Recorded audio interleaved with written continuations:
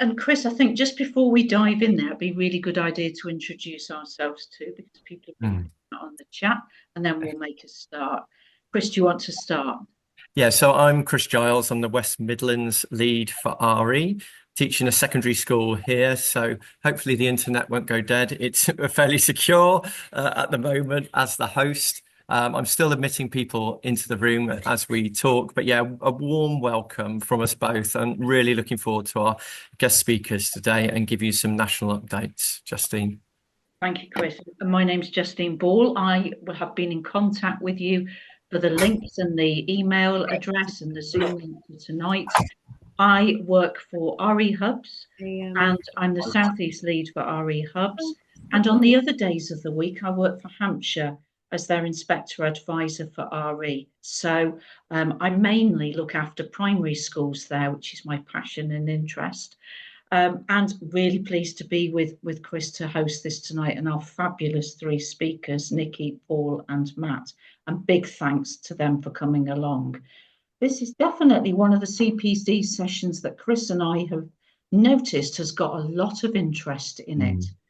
And people who can't come tonight have asked, can we record it? So I have pressed the recording just as we started there. And if anybody wants that afterwards, just as a backup, I'm happy to send that out. So it's recording as we talk. So takeaways then from tonight, Chris and I will just run this between us with our speakers. Our main aim whenever we run the CPD for local group leaders is to always ask them on the previous occasion, what would you like training on next? And last time we met, which was way back in November, people said, let's have AI. And it was a resounding from everybody, please let's hear about it. So we've invited our three speakers and we're going to let them really talk through it for the majority of this session. And I'm going to get them to introduce themselves in a minute.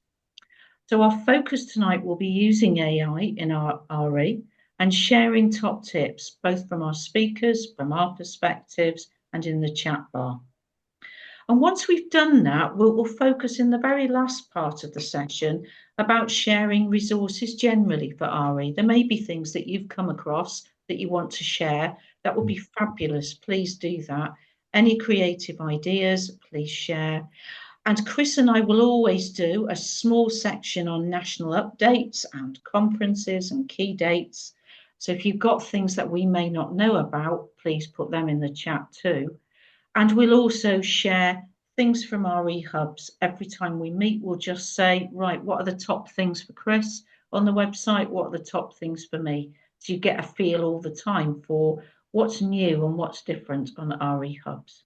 And we promise faithfully we will finish by 5:30. We'll aim for about 20 past because the evening is lovely out there. So that's us.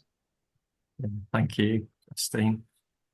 So we're going to start off with a quiz for you all, and this quiz has been designed by AI. So just to get you thinking, we'd like you to put your ideas into the chat. Don't be afraid of getting it wrong. In this situation, we know as local group leads, we aren't always the experts. We often invite people in to speak, which is a great way of facilitating our knowledge. But this is just a fun way to start this evening. Really appreciate you being here on a hot summer's day. So the first question, you're just going to put A, B, or C into the chat, is which of the following is a key concept in Sikhism that refers to selfless service to others? Is it A, B, or C?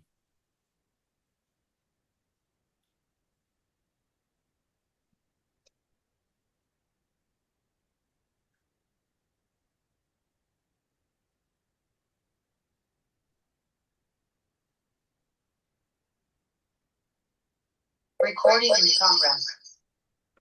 It's always reassuring when you can see other people's answers, isn't it?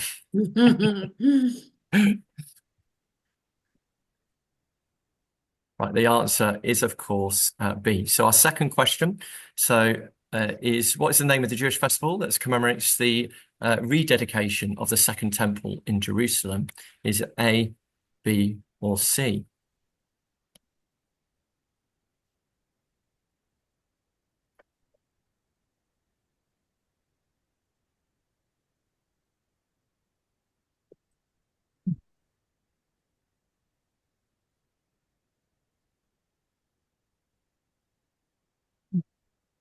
Mm.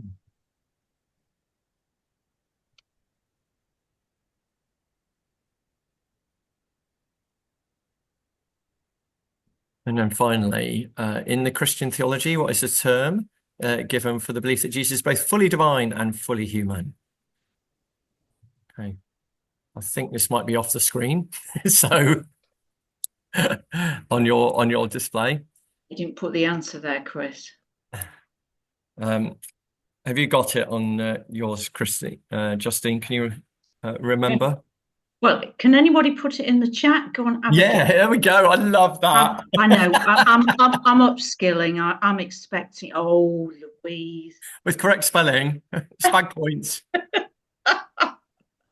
Excellent. I love the capitals too. Fantastic. Yeah, absolutely. And I will find the link. I actually went through a few, because we're doing AI tonight, I thought I'll try a quiz on AI. The first ones I always get are ridiculously easy, where I feel I just wouldn't insult you by putting those questions here tonight. But then if you make it harder, and I'll put the prompts in while Paul's talking for how I did that. And the third one, it did give me A, B, and C. And I thought, I'll make it hard. I'll get you to write it without any prompts. And You should see question 4 or 5. It's getting harder. You'll be well up for that as a team, I'm sure. Okay, so without further ado, we're going to get on to our speakers, and we're so grateful, we really are, for Nikki, Paul, and Matt speaking this evening on AI. And they will all have a slightly different approach, worldview on AI. And you'll see that as they introduce themselves. So they have quite a unique perspective. Paul's going to start us off. So, Paul, if you can share your screen, that will be wonderful. And he's going to introduce himself and share with you now his pearls of wisdom. And what we'll do, we'll have each speaker, and we've given them a time limit. So if you see us going like this on the screen, that's when we'd like you to finish, if that's appropriate. I'm sure you won't go over the time limit. And then we'll have questions from you. So we'd love some questions from the audience, really, about the practical use of AI.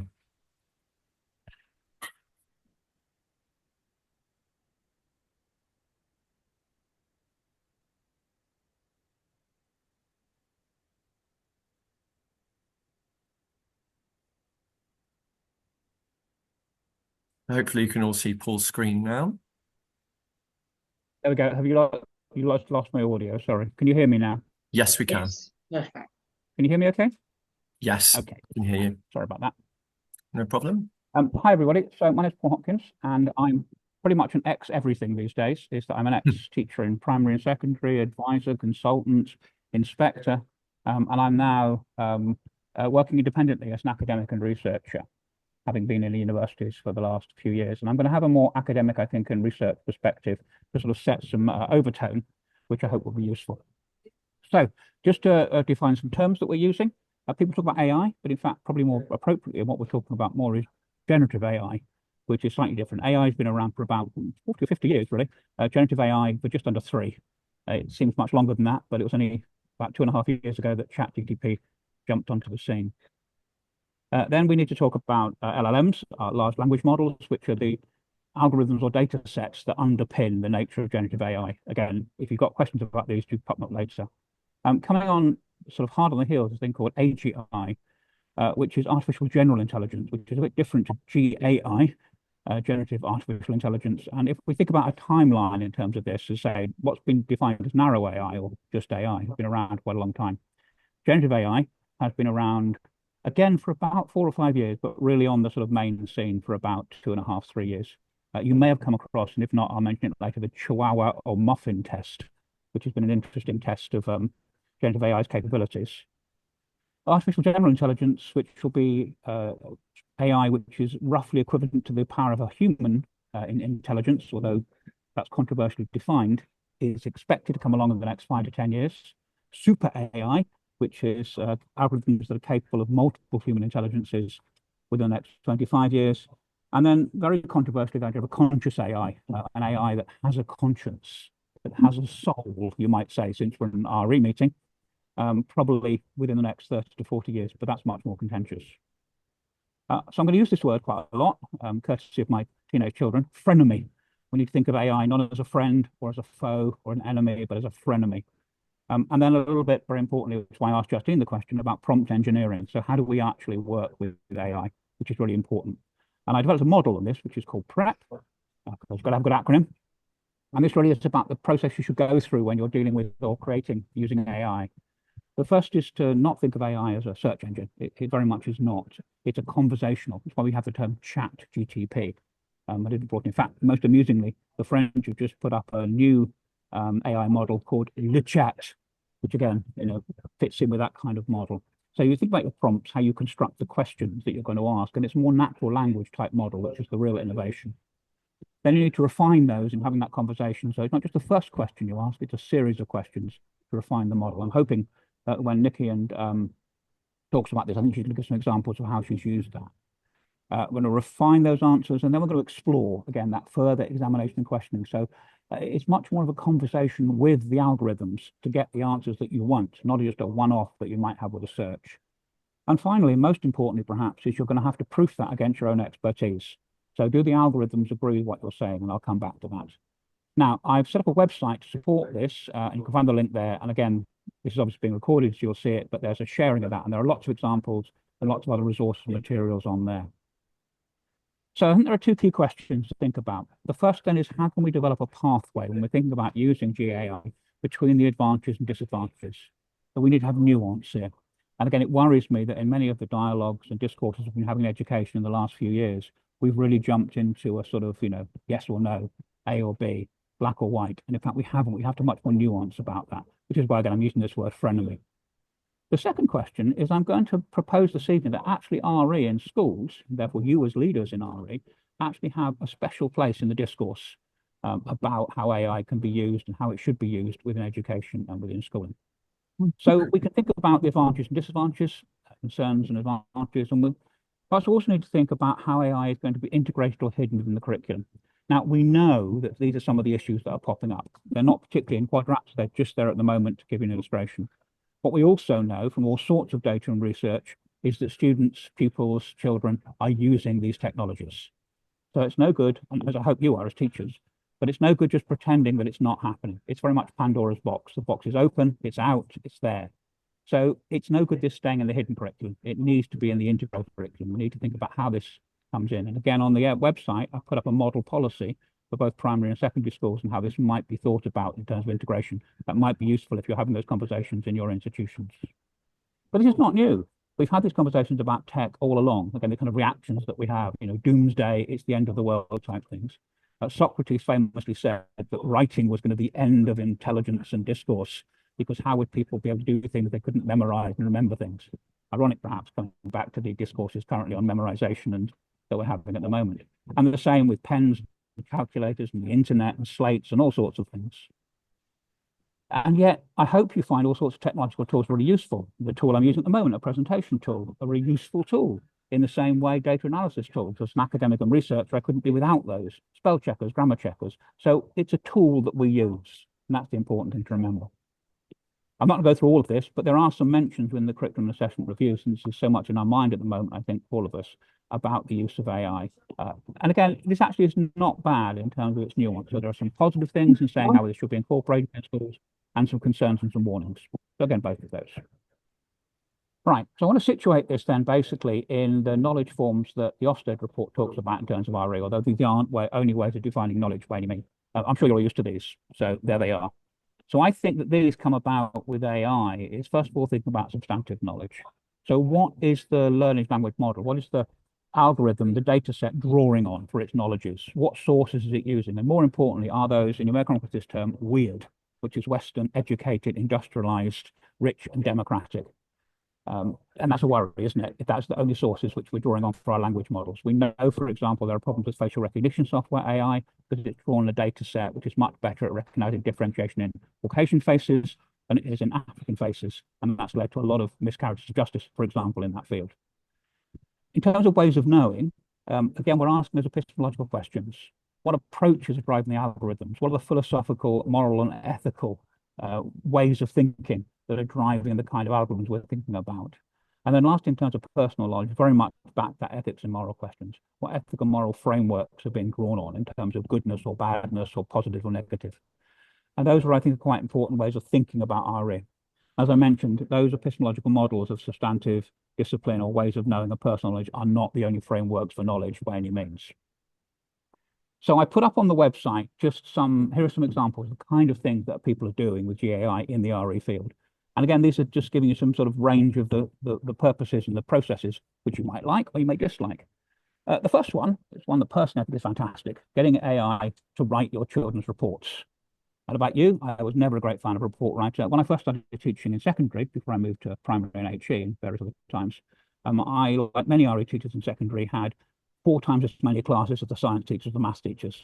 I also taught science. It was quite interesting having sometimes the same classes. One I would teach 3 times a week, one I would teach 1 time a week, which meant, and those of you who are secondary teachers will know this, millions of reports. And it was difficult to write them. You can train the algorithm through that prep process that I mentioned to write reports in your style, in your voice, in the way that you like it. And then amusingly, or very usefully, you can tweak them. You can say, make these a bit tougher, make these a bit jollier, etc. So you can use AI in those admin workflow processes. Secondly, as was just demonstrated lovely, you can get them to create things like MCQs and all sorts of quizzes. Again, it's quite a hard thing to do well. The research into MCQs really tells us something about the wrong answers ought to give you as much information for diagnostic purposes as the correct answers. Hard to do. AI does that pretty well, actually. Thirdly, perhaps it's more controversial, is I could recreate a conversation between, let's say, Jesus, Mary, and Martha based on the biblical texts. So I could feed in the biblical text as the source material, and I could say, put me in that conversation, put me in that room with these people. What would they be saying to each other? Create a narrative.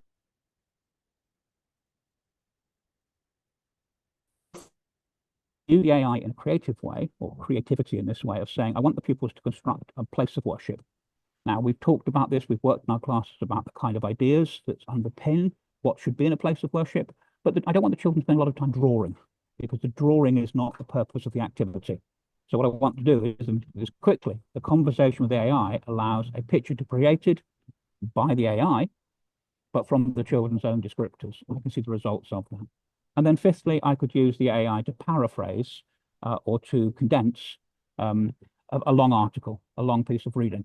Tell me the key and salient points of this and how to develop that. And I've used that a lot as a researcher. I started off by testing on my own articles, stuff that I'd written, so I knew very well, and it did it very well. And now I have confidence that it's doing it well with other things. Trust the word we mentioned earlier on.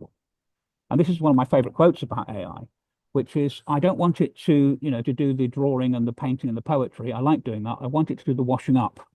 I want it to do the things that I don't want to do. So a key question I would challenge you with is, what do you want the technology to do? Which bits of your job would you prefer were quicker, were easier, or almost done by somebody or something else? I mentioned this.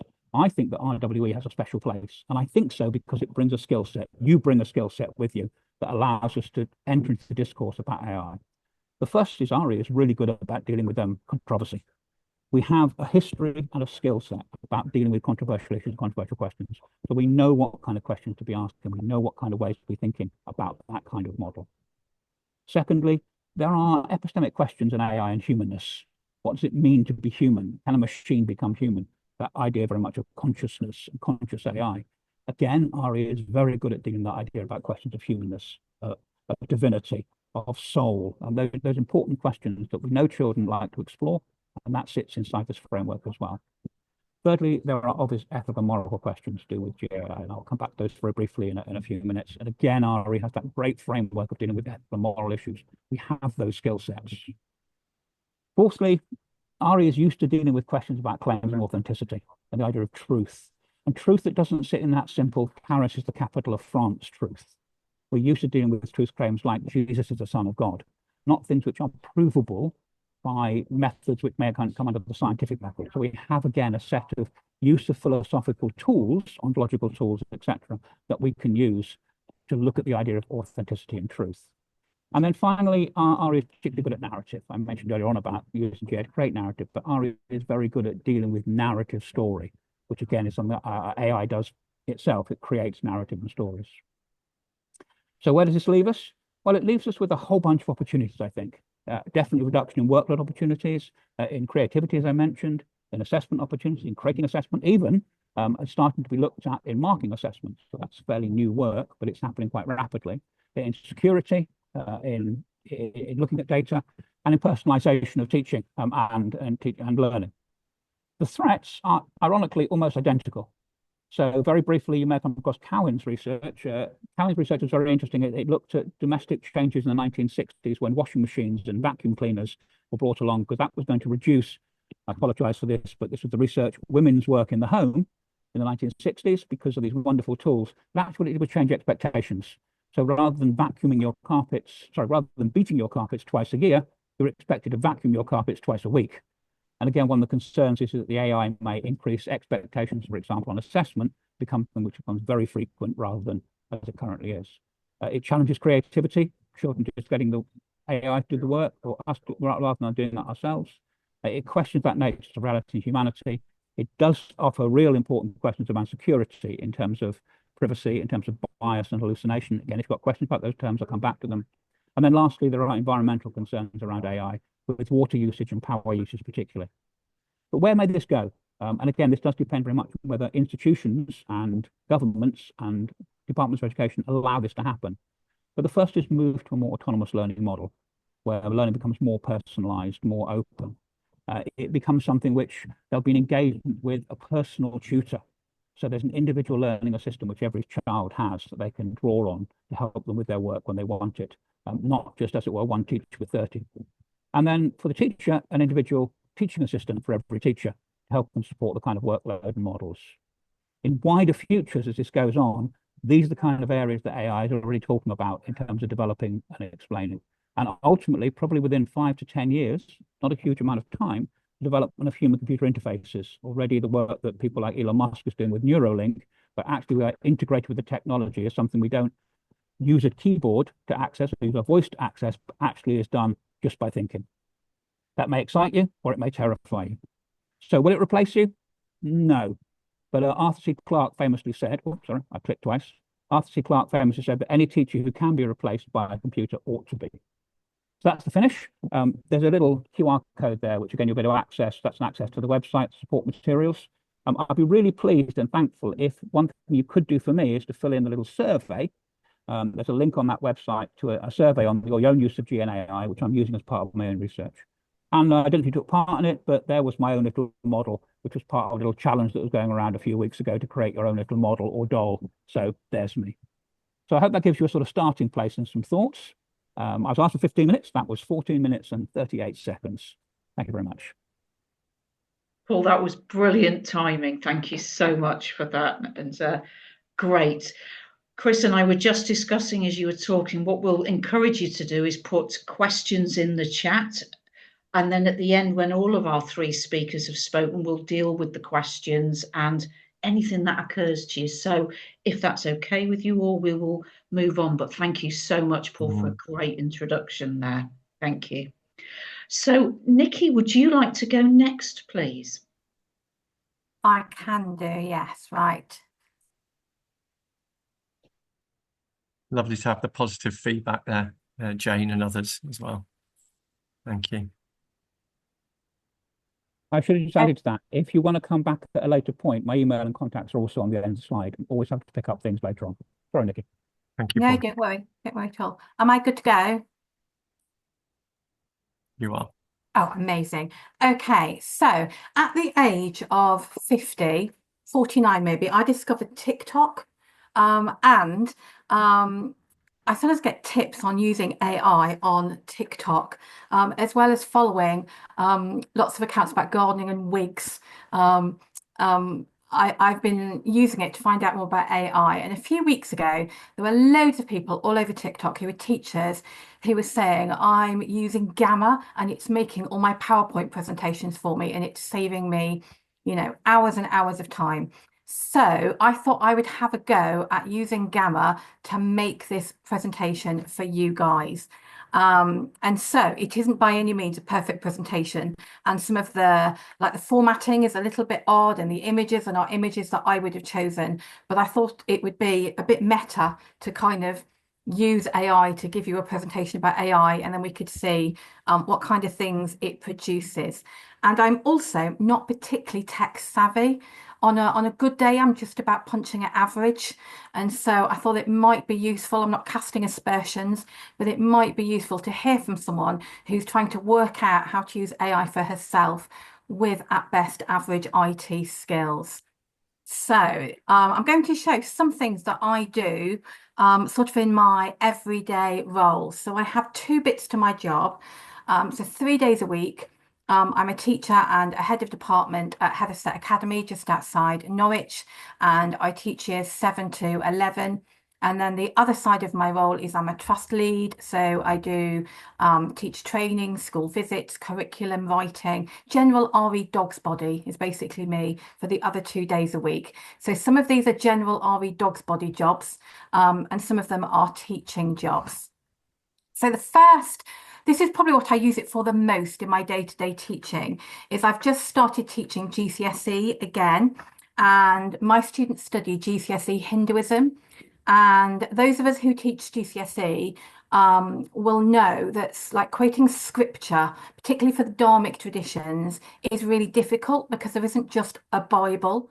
So for Christianity, the kids can just say in the Bible it says, and they get credit for it. Whereas, in Hinduism, it's the Vedas, it's the Ramayana, it's the Bhagavad Gita, it's the Manusmriti, and it just gets really complicated. And so I try to teach as much of the course as I can through the Ramayana and the Bhagavad Gita, because children remember stories, and they're also stories that they've met multiple times throughout our curriculum. And I know these stories quite well, but I'm just a bit old and tired. And so I spent quite a long time typing into AI, what do these stories teach about humility, which is on the spec? What do they teach about mind sense control? What do they have to say about crime and punishment, the death penalty, etc.? And so I've almost managed to teach the whole of Hinduism through those two stories with the help of AI. Now, I want to stress I do know those stories quite well. And so if it tells me something and I think, well, I'm not sure about that, then I would go and double check. But just about everything it's told me, I've thought to myself, yes, that sounds about right. And if I had a bit more brain space and energy, I probably would have thought of it myself. But that's the reality of teaching. You're often trying to do a presentation for the following day.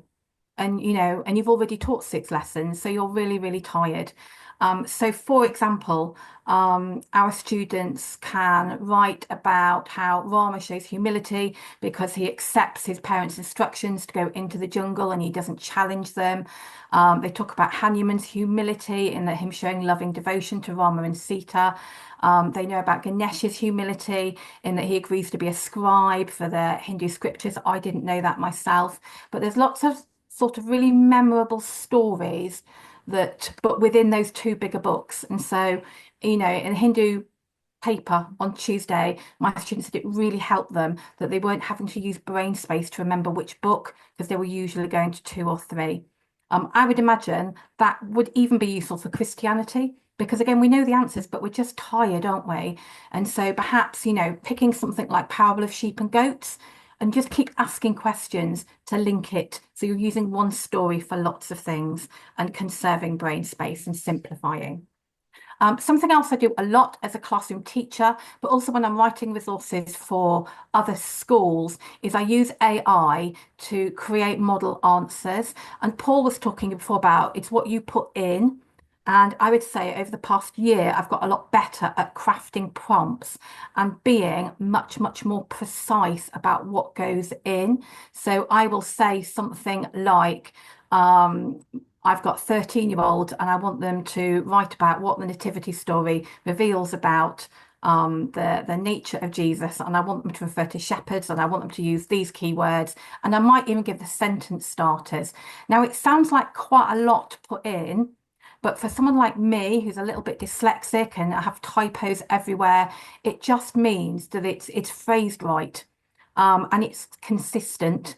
And again, there'll be things that I hadn't have thought of using. And so I will then, sometimes I have to tweak them a little bit, refine it, change the language. But I don't know if I'm imagining this, and Paul will know much more than me. I use ChatGPT a lot, and I feel like it's getting to know me. And so quite often, if I ask it to do something, it will say, is this for your Year 11 Hinduism class? And I feel a little bit freaked out, but I'll go, yeah, it is. And so it's getting better at knowing what I want from it. I then just paste those answers into my PowerPoints or resources. And I found that in the schools where sadly we don't have as many teachers who are RE specialists as we would like, they love that because they can see the end goal and they've got the answer. Also, lots of my schools use it as a bit of green pen improvement. So like read Mrs. McGee's answer, take something from that and put it into your answer. And so that creating model answers is actually solving quite a few problems, but I'm doing it quite quick because it's through AI. So I'm not up at night, you know, typing model answers, which I used to be. And because I'm tired, they would have been littered with errors. This is my favourite use of AI in my role as a curriculum writer. So I'm doing lots of work using the religion and worldviews approach. One way that I'm interpreting that is through the use of case studies. So just today, I'm writing a unit for Key Stage 1 that's called something like, what's it like to be a Christian at Ely Cathedral? And so I use AI to find those case studies or those examples to use in my curriculum. So an approach I've not developed, that makes me sound much cleverer than I am. Something that I do is I often take an ancient story or an ancient belief, and then we study the belief or the idea, and then we switch to the modern world and we ask, what does this look like today? And the first one actually came from a Spirited Arts entry where a girl was doing a piece on the environment and she wanted to use CETA. And so she sat with me with AI and we were just typing things in like, are there any climate activists inspired by this story of CETA? And we just kept putting things in. And this created a series of lessons, not just her Spirited Arts entry. Where we looked at a modern Indian climate activist who's in one of our units of work on wisdom. And we talk about how she uses ethos, pathos, and logos to convince people to make change. But I also used her at GCSE as well on the themes unit. Again, you have to do some what I would call double reverse searching. So sometimes I ask for an example of someone and then I'll reverse the question and put it back in and it will say that's wrong. And so then I will go off and do some research. So for example, I was after people inspired by Plato today, and it was giving me examples. And then I was typing into ChatGPT, how is this person inspired by Plato? And ChatGPT was saying to me, they weren't. And so then I was like, ugh! Now that was about 2 years ago, and I think it's got a bit better. But as Paul said, you do need to have subject knowledge or some, you know, some checking of your own. I've been writing a unit recently about the idea of covenant across the Abrahamic faiths. And I wanted an example of an evangelical church that our children would know that did outreach work in the community. And I could have spent ages on Google trying to find those. It took me a minute and a half on ChatGPT, and it gave me the website and suggested things that they do. And then I put in, have any of these churches done any works with the mosques in Norwich? And it told me one that did and gave me a link to a news article. And so it just made a really lovely sort of personal curriculum link that works in our context. So I think it's great for finding something specific. But again, it does rely on you putting the right prompts in and perhaps doing a little bit of reverse searching. So a bit like you did at the start, I make online quizzes constantly. And I've worked out that the best way to do these is to upload your resource and ask it to make a quiz from your resource. So don't say, give me 10 questions on atonement for 14-year-old. Upload your PowerPoint and say, can I have some quizzes based on atonement using this resource, please? And the model that I have in my school for homework is that every second week they do an online quiz that's based on the past 2 lessons of learning. And we just upload our 2 PowerPoints and say what we want questions in, and it churns out. I always ask for more than I need, and then I refine them down. I've noticed the distractors are getting much, much better.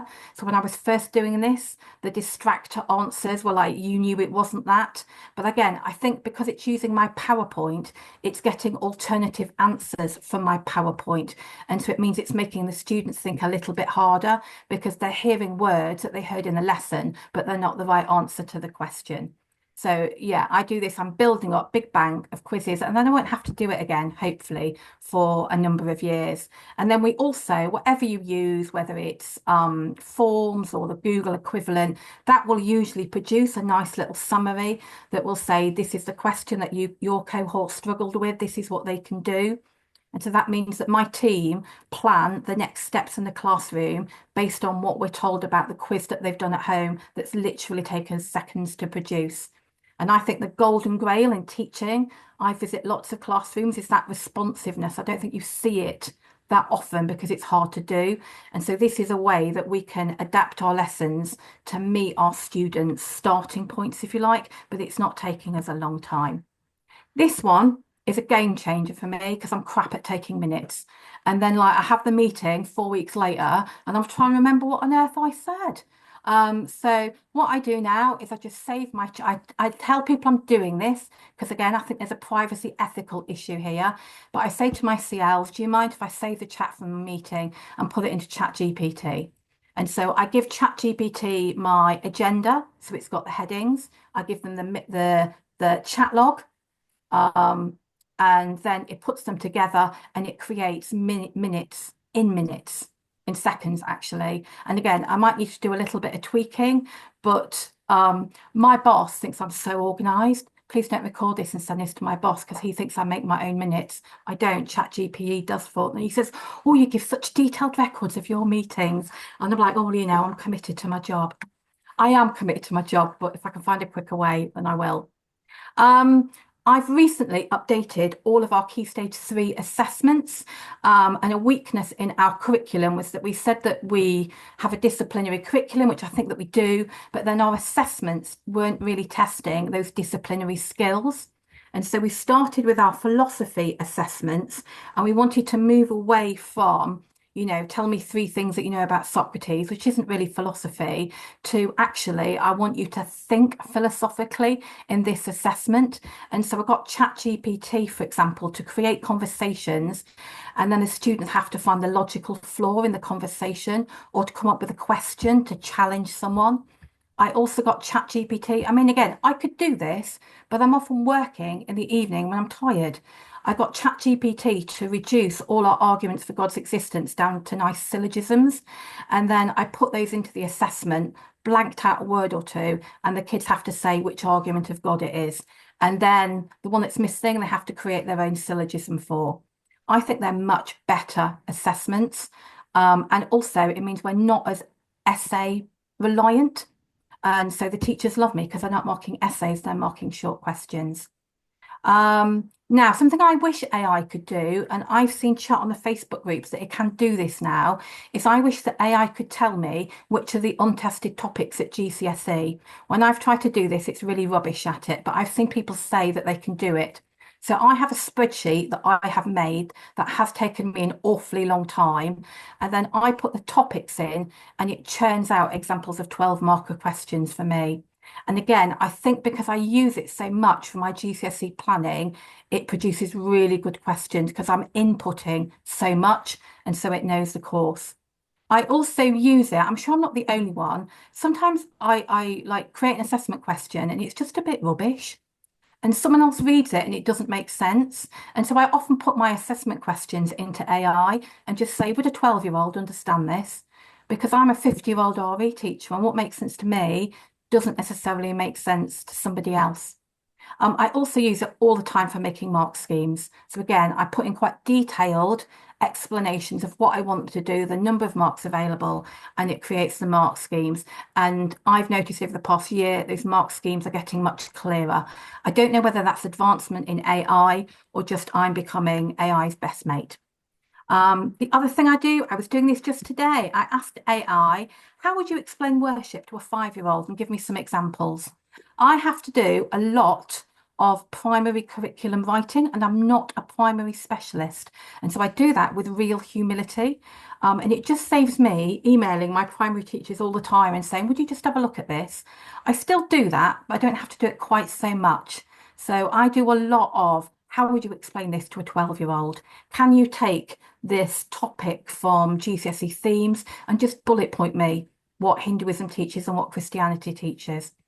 Also really good for creating thought experiments, and I'm just not imaginative enough to do them. And again, I'm working in the evening when I'm tired, and I want to spend time with my family. And so for thought experiments, AI is really, really good.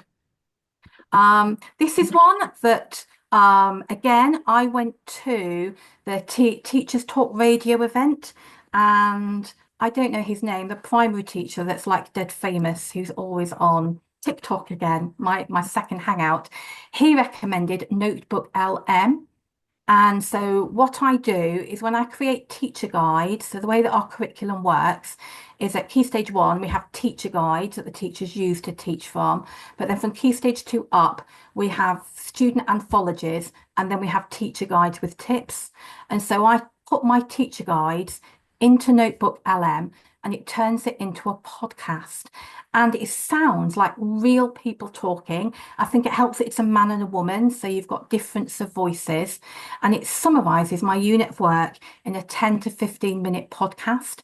And so again, if I've got teachers with other specialisms, I think they're more likely to listen to that podcast, if I'm being realistic, than read my beautifully written teacher guide cover to cover. And I think the same for primary teachers as well. My trust is asking the other people who do my job in other subjects to consider doing this.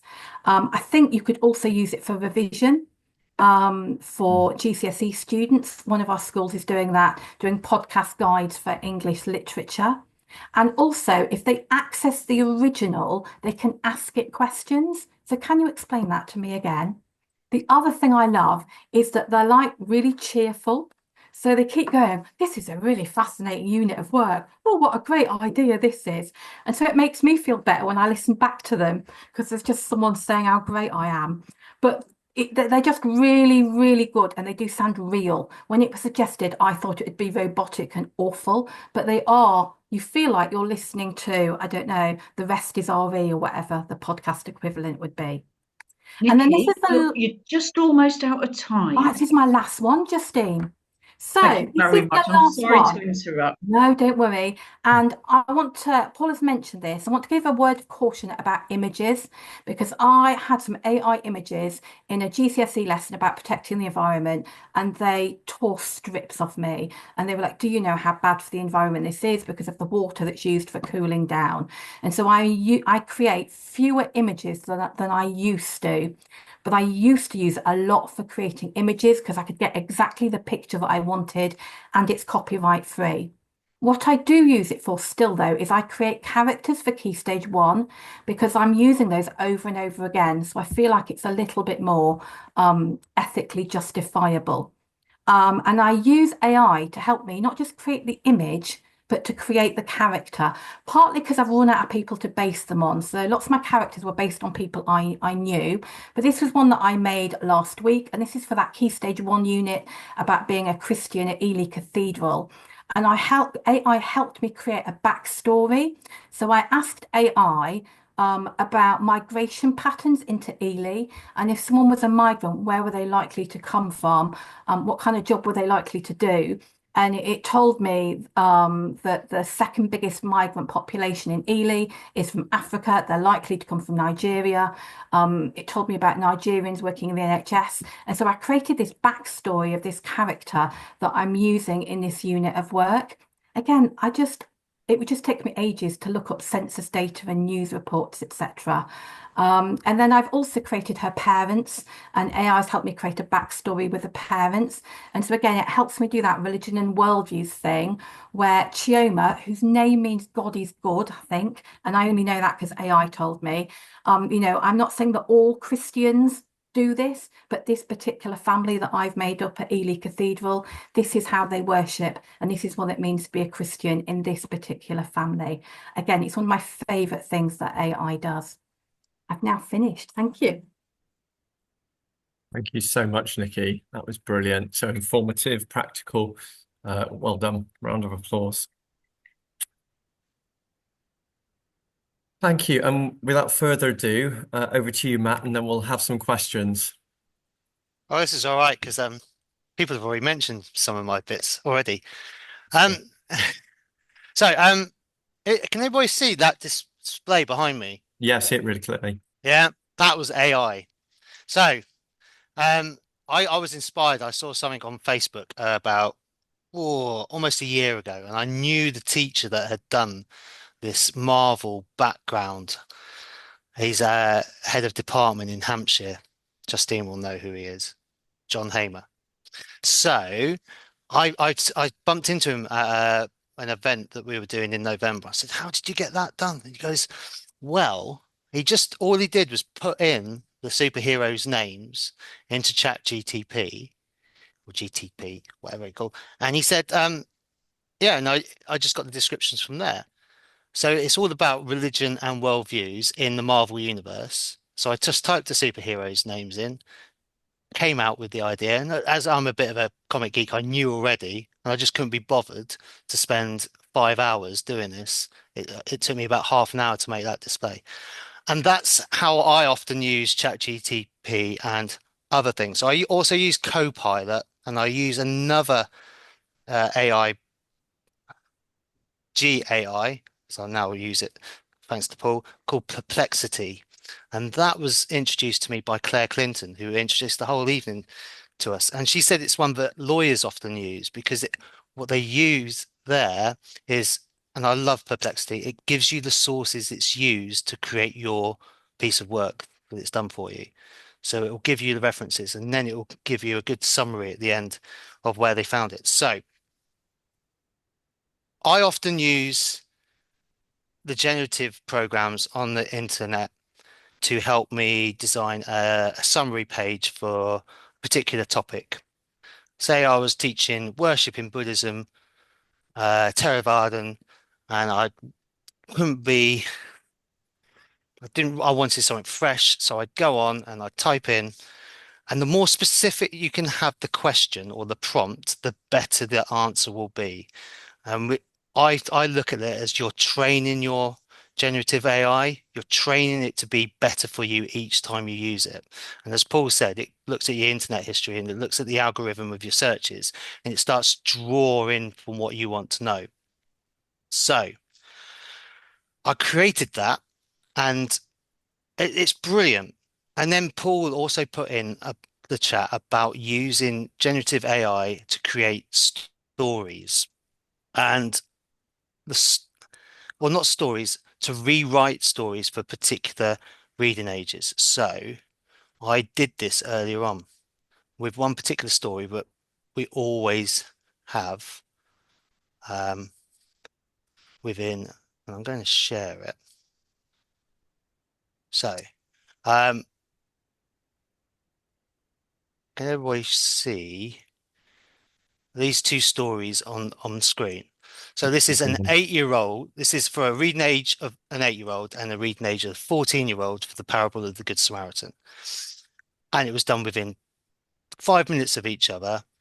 And my prompt was, can you retell me the story of the parable of the Good Samaritan for the reading age of a 14-year-old and the reading age of an 8-year-old? And you can see the difference in language use. You can see the difference in sentence structure. You can see the difference in basically the complexity of the language as the age increases. And you can do that for a reading age of 10, a reading age of 12. So I have pupils in some of my classes who have got quite a low level of reading and some who are quite advanced. We teach mixed ability. So I can choose which piece of text to give those pupils so they can understand the language better. It's also brilliant for our EAL students. So I teach in a school where we have a wide range of languages spoken and a lot of pupils who come to us who can access the curriculum on a very low level basis. They're just learning English alongside they're learning the subjects. So what I often do, and now I use this in a way of often the programs that are involved in our school. So we used PowerPoint quite a bit.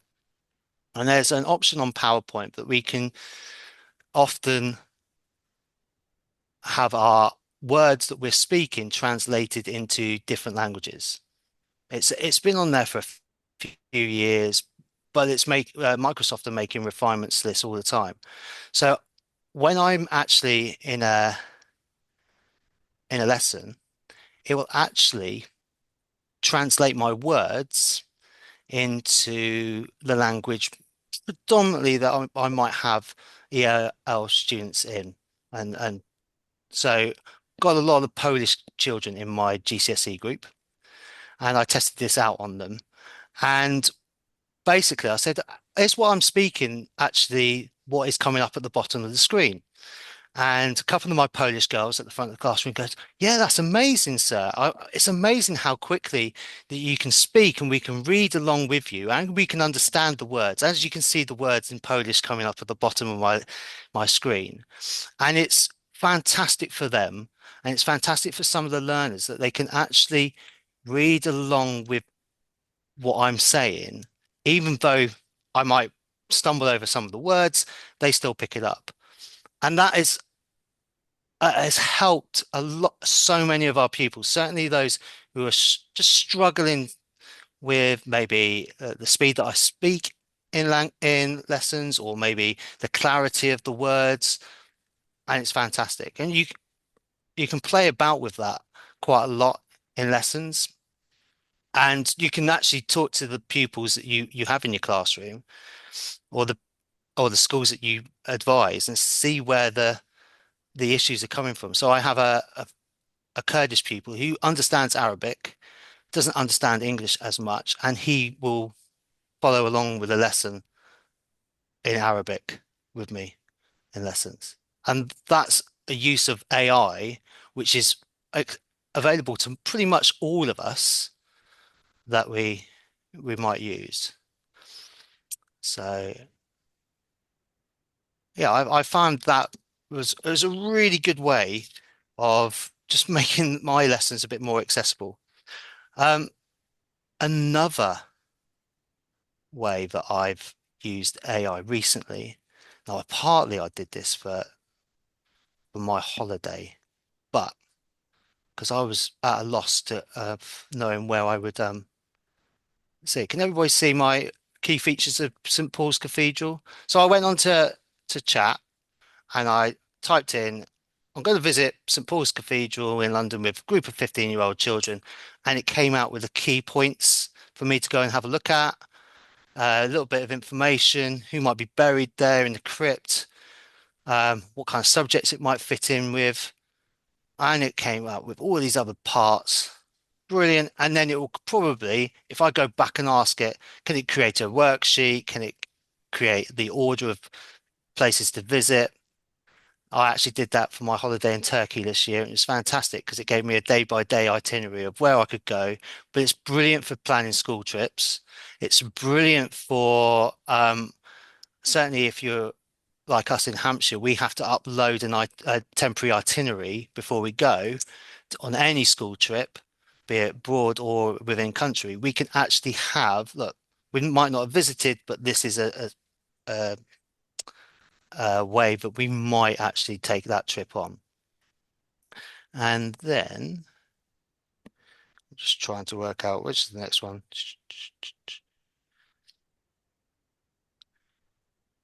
I've used AI basically to help me. It's a tool. At the end of the day, it's a tool. It's not a replacement for anything else.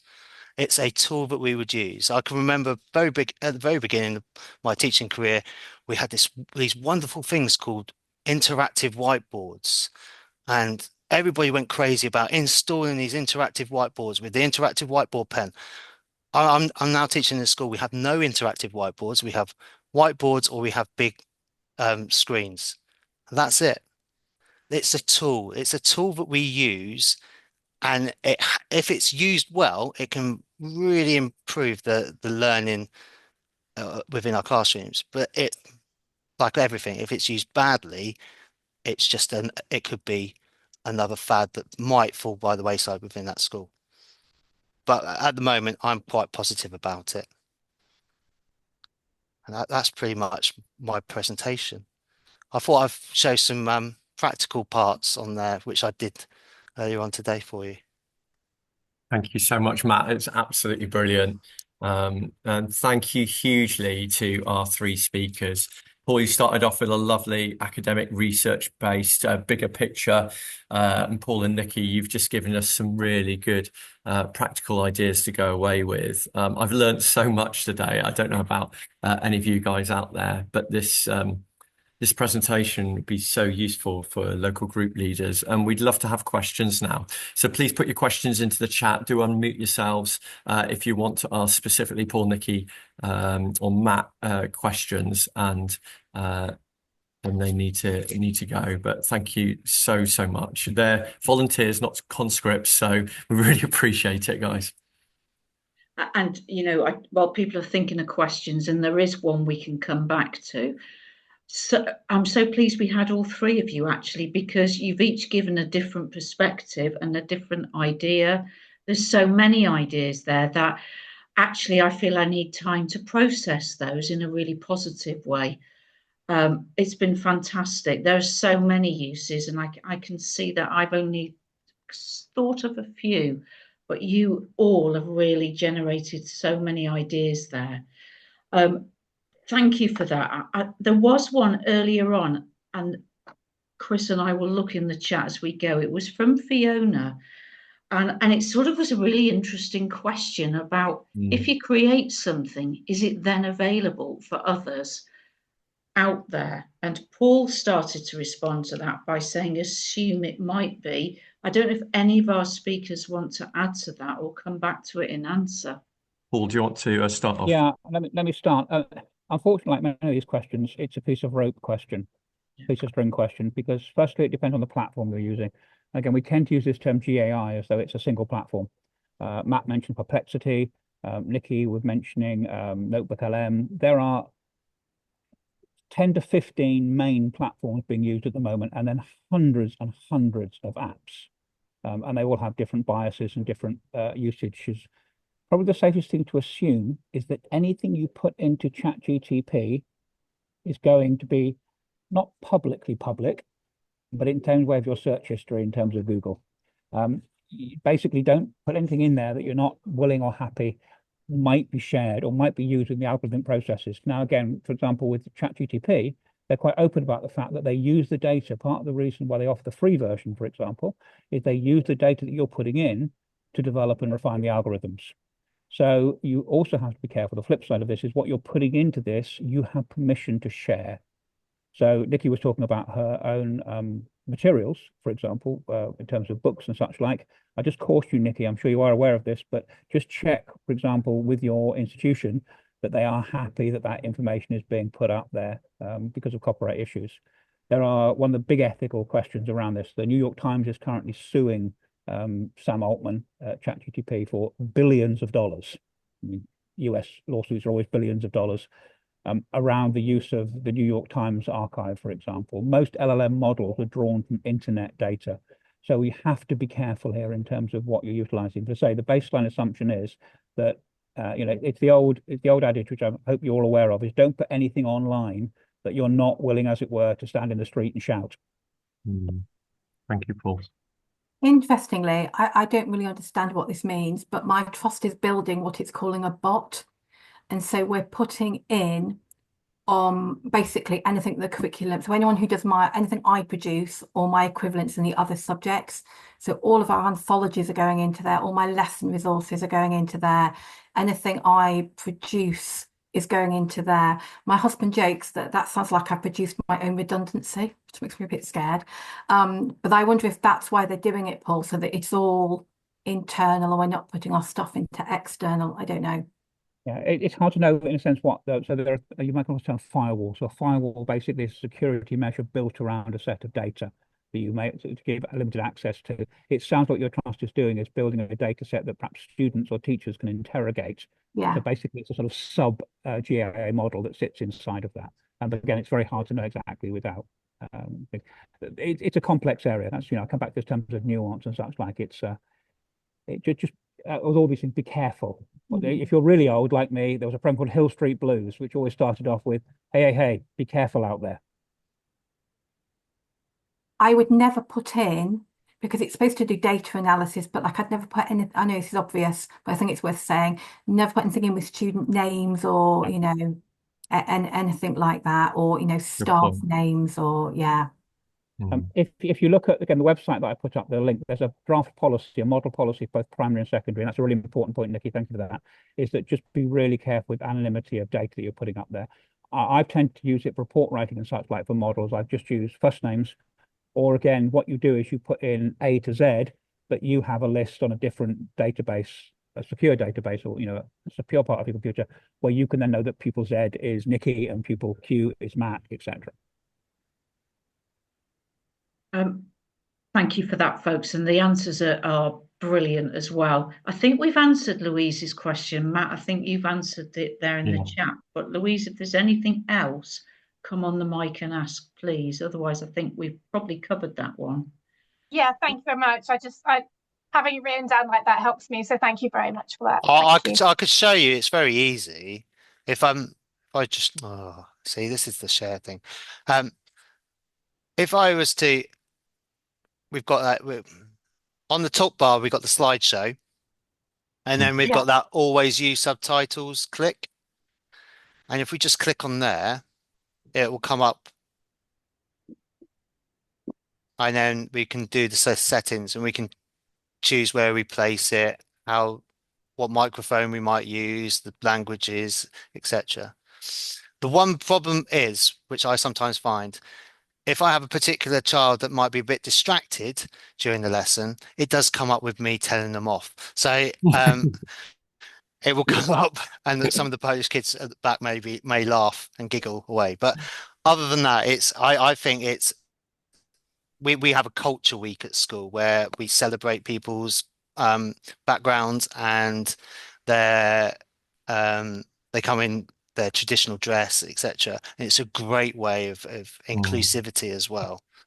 I put in the chat, we are not far, again, if you're a Douglas Adams fan, Douglas Adams talk about the Babelfish, is I have a set of headphones that I use currently. It's not fantastic at the moment. It's driven for you need a good G5 signal, but I can put one headphone with a person A, and I have the other headphone, person B, and we can each talk our own language, and it translates in real time. Wow. A universal translator. Effectively, you have to talk quite slowly, well, about 2/3 speed. And as Nikki says, you can't say, all right, we love her, because it has problems with that. And Glaswegian is terrible, and etc. There are still obviously issues, but we are at the point already where if you have a fairly powerful computer, you can do that. And we're at the point not too far where that will be not even your mobile phone, basically be like an Apple Watch type device, or even just AirPods. Sorry, very Apple oriented here, just earphones, and it will, exactly as Matt says, universal translator. Now, is that good or bad? It's both, isn't it? It's great because the fact is we can't learn every one of the 8,000 to 10,000 languages that are in the world, or even possibly a couple of hundred common languages. Is it bad because it means we lose the nuance of learning of the language and the beauty of the language? Yes. So I come back to that nuance term. It's a great thing, and it's also a slightly worrying thing. We do. The last point I want to make on that is that I do agree with you, Matt, that it is a tool, but actually AI is a slightly different kind of tool because it adapts and learns and changes. We are in a sort of slightly new paradigm. Some people are even calling this the fifth age of humanity. So we've been through the agricultural, the industrial, the computing, the technological, and this is almost the intelligence age. And it may well have incredibly profound effects, or it may not. Thank you, folks. I did have one question. I don't know if anybody else has in the audience, and it was something that Paul mentioned briefly there. It was copyright.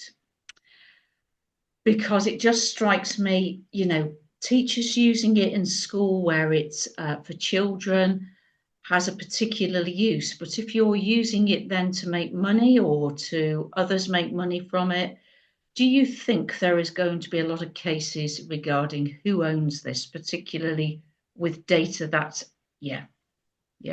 So there's already an issue in music, isn't there? where an awful lot of recording artists are finding that AI generated music is a threat to their livelihood, and they're trying to put a clamp down on that. And I'm sure authors are going to start to feel the same way as well. There are two issues there, aren't there? The first is Matt picked up there is in terms of threatened people's livelihoods. Because if I can create a beautiful photograph or image in 30 seconds using Photoshop AI, which is stunning, then it's putting at risk artists and photographers' livelihoods. The second thing, though, as you mentioned, Justine, is very much this question about copyright. And I would be very, very cautious about putting anything up that you create using AI for sale. As I mentioned, New York Times is currently currently suing Sam Altman, and there are lots of other authors, etc., who are saying, well, hold on, did you have permission to use my work as the data set, as the model? Now, my role with this has always been, I've been doing technology research for 30 years, has always been, if I'm using it in school for the kids, do you know what? Perhaps I shouldn't be saying this for a recording, but I don't worry quite so much because it's for the kids, and I'm not making any money out of it. And it's for what I call pro bono publico, or in that sense, it's for the good of other people. If I'm producing something as part of my own work and livelihood, I am much more scrupulous about double checking. Do I have permission to do this? Do I have copyright to do this? And if I'm selling something for money, then I'm triply resolute in terms of that. And at the very least, and as you mentioned Perplexity, at the very least, you acknowledge your sources. Now, one final point on that is, what if kids are using it? I don't know if you come across this yet, for their own work and such like. I think, again, that raises another set of ethical issues. But it's not as simple as just cheating. But that may be another session another time. I think that's an interesting question, because we're starting to get a lot of A-level essays, and we're having to do timed assessments in class now where students are producing stuff via AI, and the AI tools, in terms of picking up that stuff is AI, they're getting clever and clever, aren't they, in terms of how they produce things. So universities have been struggling with this issue now for about 18 months to 24 months. The tools do not pick up because it is original work. They're getting it's a battle. We're in a battle here and in some ways it's the wrong question to be asking. You don't want that escalation war. We need to be asking questions about what do we want to do with assessment, and what kind of assessment do we want?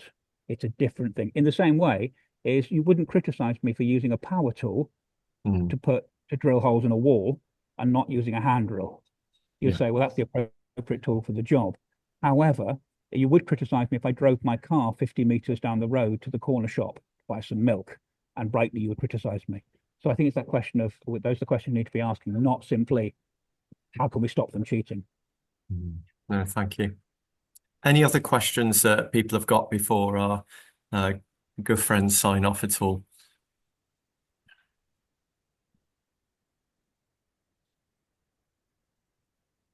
Well, without further ado, thank you so much to you both, to all three of you. It's been enriching. We're going to focus now on successes of local groups and finish off the sessions about what's worked well with your local groups, developing links with universities and other places. So yeah, we want to focus in now on local group leaders and what has gone well for you since November, and how can we support you in terms of developing links with other groups. Perhaps you've got a launch of a new agreed syllabus, perhaps you've managed to develop links with the university, but we really want to be outward facing as our groups, or linked up with other groups, which is great. I find often visits or visitors like we've had today are really effective with local groups, and not facilitating stuff and not necessarily leading stuff yourself, and using the group to help you. So it'd be lovely to hear from you if you've got some successes over the last few months about what's been going on in your areas. Over to you guys. Chris, I think while people are thinking about that, I can start it off from some of my groups in the area. This is a key part of our network, that we just share some ideas. Something that's been going really well has been the use of school speakers, actually, in different schools. And to do that, quite a lot of have used the RE hubs, as we're coming on to, and the school speakers list. And actually, more schools seem to have used the theme of Interfaith Week not just in November, but through the year, to have a range of different religions and worldviews presented, and to do it as a day or a week and as a focus for their RE. And interestingly, although the interfaith organisation is no more, I'd say it's actually more common to see Interfaith Week in schools using speakers as a result. I think sharing the resources on hubs has been very, very helpful for that. So that's one from me, particularly in Hampshire.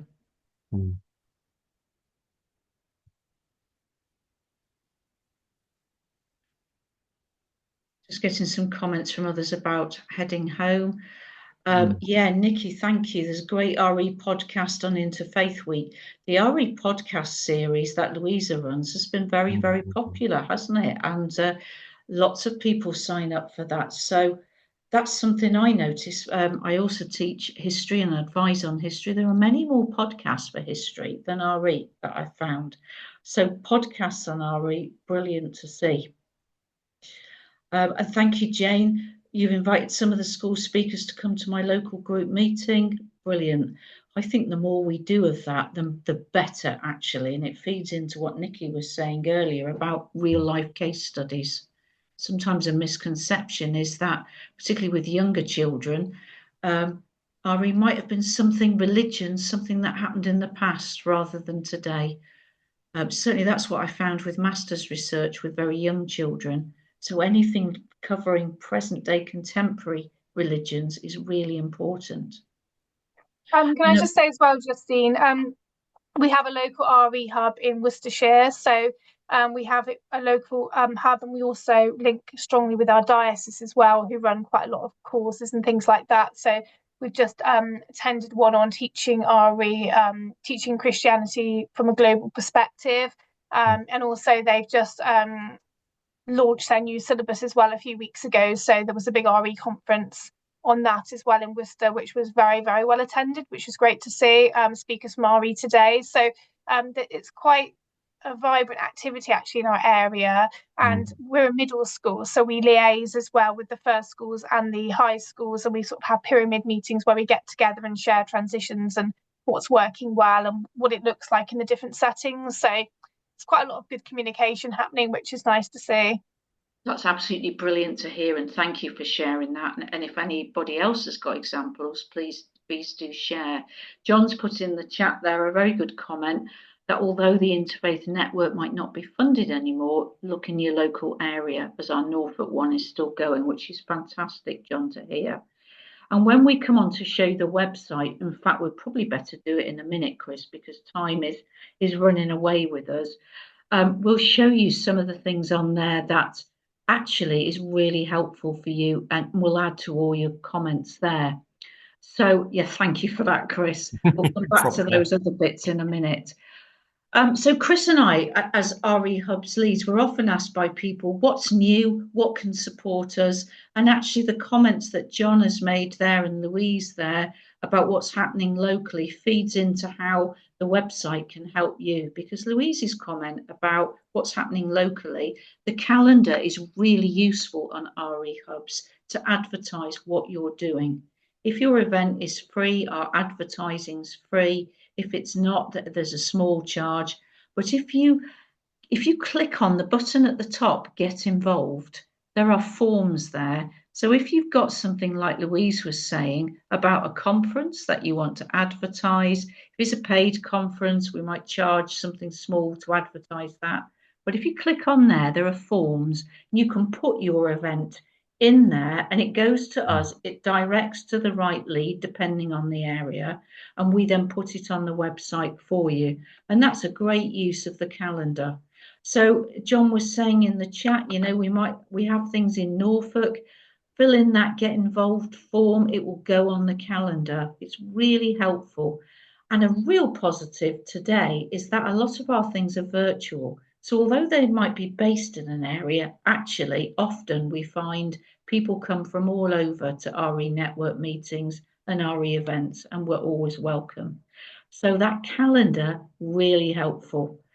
Other things that I think I would highlight on the website, and Chris, you probably got other things too, is there's an RE jobs tab. And it's not on there actually, but there is an RE jobs tab at the top. And if you look on that, if you look on your phone as I'm talking, that's really helpful to advertise vacancies in different areas. So I do work, for example, on the Isle of Wight. I can put vacancies on there, so can other schools. Really helpful to get a feel for what's out there. As always, Chris and I work really hard, and so does Jane, who's here on the chat, to add all the time to places of interest and school speakers. When we started about 2 years ago with adding school speakers, we only had a few to put on. In that time, those have grown exponentially. So if you want to look in your own area and you find people, great, use them and contact them. If you don't find people, look in other areas, because many will come online, many will come into your classroom virtually. So I think I'd highlight the calendar, the jobs, school speakers, places of interest. And with that get involved, it's a PowerPoint slide, so Chris won't be able to click on it, but it will show you an upskill. There's an upskill area next to it. If you click on that, we'll advertise our next local RE leaders meet, and our next one's in the autumn. There are other things on there as well that we will send out to people. So keep looking on it. And if there are things that you need, do get in touch with your RE Hubs lead. Chris, would you add anything to that? No, just the news and blogs, which I popped into the chat. Just if you know of any good news and blogs, just please let us know. There's a few on there already, but it'd be nice to get the rich tapestry and diversity of RE professionals. Yeah, it's really important that we develop that. And this is evolving site. It's a developing site. It's very much in its infancy over the last couple of years. So please, if you've got suggestions, I can see Nikki tapping away there. Do let us know. That's great with ideas. And just looking ahead, there's a couple of updates we want to make you aware of. They were mentioned by Claire just at the start in the SACRE conference down in London and the ARIAC Allure conference as well in Birmingham. Close to me. You are welcome to attend that. Welcome to become a member of the ARIAC and Allure. Do you want to say anything about that, Justine, at all? So it's over 2 days. As I know Paul's going, Matt's going, I'm going with Matt. There'll be others here who are going. It is for RE advisors or researchers, and there's loads of people presenting and on many different aspects of RE. It's really reasonably priced. If you need information, get in touch. I think you've all got our emails from sending the Zoom link out. You'd be welcome at that. And in the autumn, of course, we'll publicise future conferences too. And the thing that actually I wanted to highlight to you there, that's a new little film there, is something Jane Yates did, and I think Jane's still on the call, a free film about how RE Hubs can support your school. It's only a short film, but it highlights really well what we can do for your school. And that will be good to show your groups as well. So if there's anything else anybody else wants to shout about, please pop it in the chat. And of course, because we have a variety of people on the call, we always talk about national things that are of interest. And as you probably know, RE was mentioned specifically, page 29 in the curriculum interim review.